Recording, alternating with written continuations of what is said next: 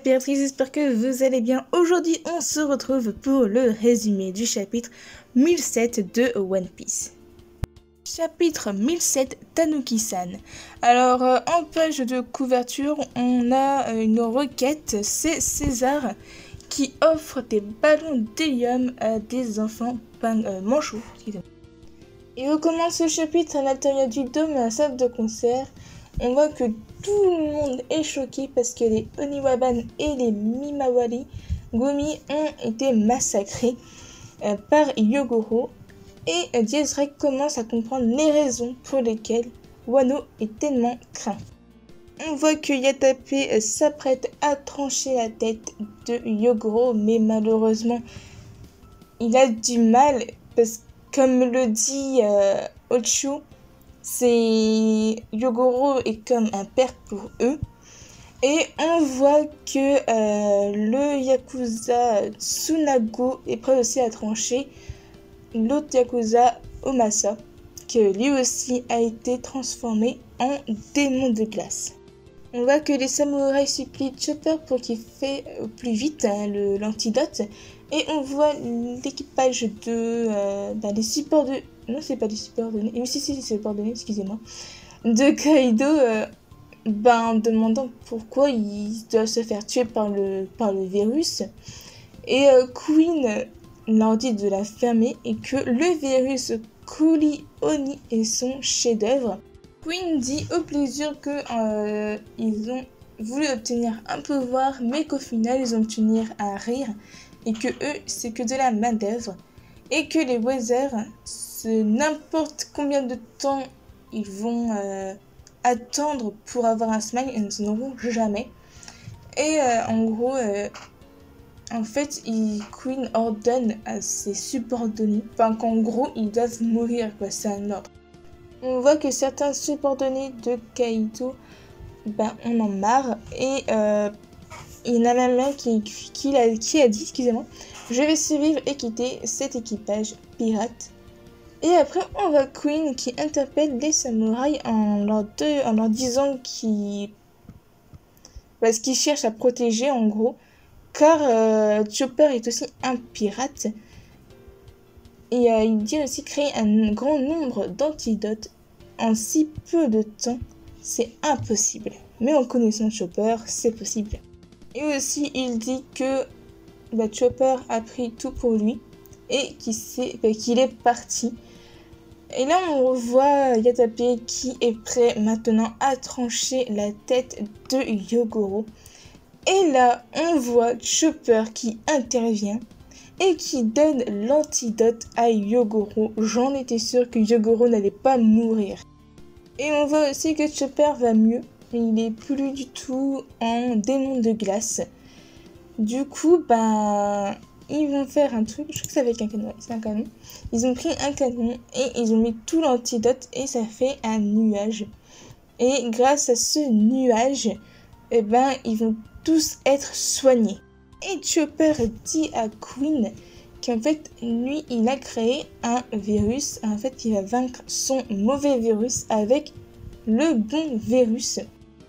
Du coup, Queen commence à attaquer Chopper et les plaisirs se mettent à travers pour le protéger. Et au final, les plaisirs vont être alliés avec les samouraïs. Et on voit Marco qui intervient, qui tient Queen. Et on voit Chopper qui se transforme, alors je ne sais plus sa transformation, excusez-moi, et qui lui dit « Je ne suis pas un tanuki ». Et il y a des petites cases marrantes que tout le monde dans leur tête qui dit « Ah, désolé, ainsi comme ça ». Et c'est pas juste marrant parce que tout le monde l'appelait tanuki et puis je sais pas, moi je trouve ça très marrant. Et on voit aussi que Yogoro a repris sa forme, sa petite forme. Et on revient sur Momonosuke, Yamato et Shinobu. Yamato nous dit aussi que à chaque étage du château, il y a un large entresol. Et elle demande aussi à Momonosuke si, en gros, s'il va bien. Et il lui dit qu'il va pas bien parce qu'il a honte de lui. Tout le monde le surestime.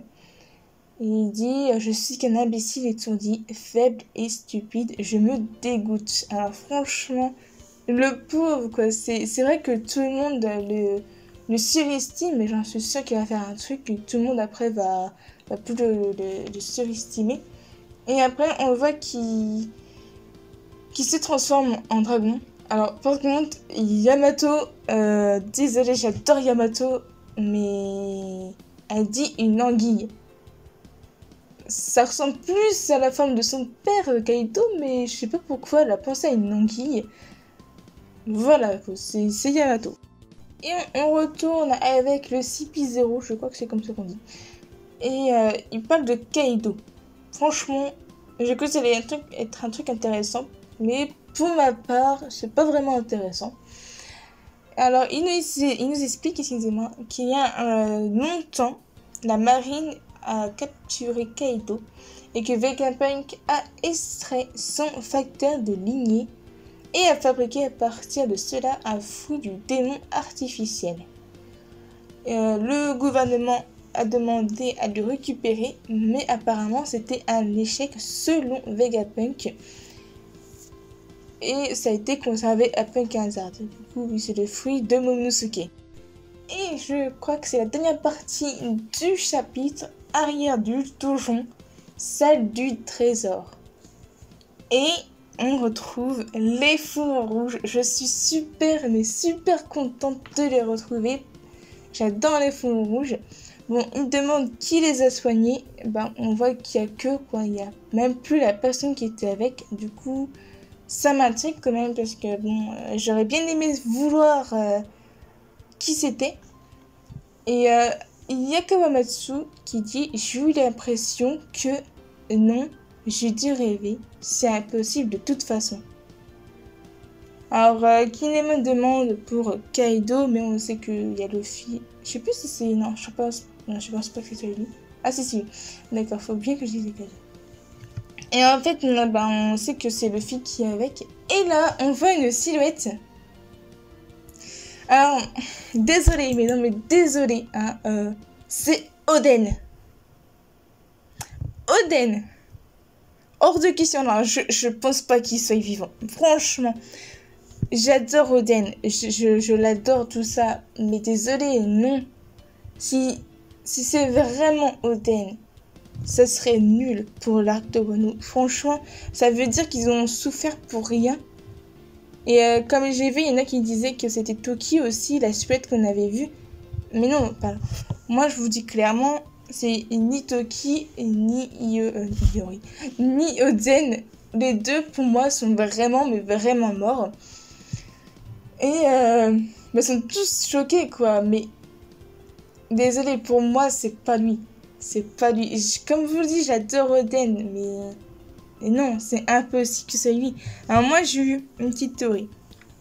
Moi, je dis que c'est Konjuro. Parce que Konjuro, on ne l'a pas vu depuis un certain moment. On a vu Orochi avec sa tête coupée. Mais même avec ça, j'ai un peu de doute pour eux deux qu'ils soient morts ou pas. Alors moi, je me suis dit, est-ce que ce serait pas Konjuro qui tend un piège aux fourreaux rouges pour les tuer? Parce que même s'il veut se faire pardonner, bon, il se fera jamais pardonner, quoi. Il a trahi. Bon, le chapitre se finit sur ça, sur l'apparition d'Oden. Ah, Yossi, il a juste remarqué. Mais Oden a ses deux sabres. Mais c'est impossible parce que Zoro a Enma. Du coup, c'est impossible qu'il ait son deuxième sabre, du coup. Alors, j'en suis sûre, maintenant, c'est Konjuro. Voilà. Mais je crois que Konjuro était là quand elle a été remis le sabre d'Oden à Zoro. Je sais plus s'il était là. Mais voilà. Du coup, peut-être c'est une erreur d'Oda, mais pour moi, c'est pas Oden, parce qu'il a ses deux sabres. Voilà. Bon, je finis la vidéo dessus. J'espère que la vidéo vous aura plu. Si elle vous a plu, mettez un like, abonnez-vous si ce n'est pas déjà fait. Mettez en commentaire ce que vous avez pensé de cette vidéo et de ce chapitre. Perso, pour moi, c'était un bon chapitre. La vidéo est finie, alors moi, je vous dis À la prochaine pour de nouvelles aventures, les Nakama.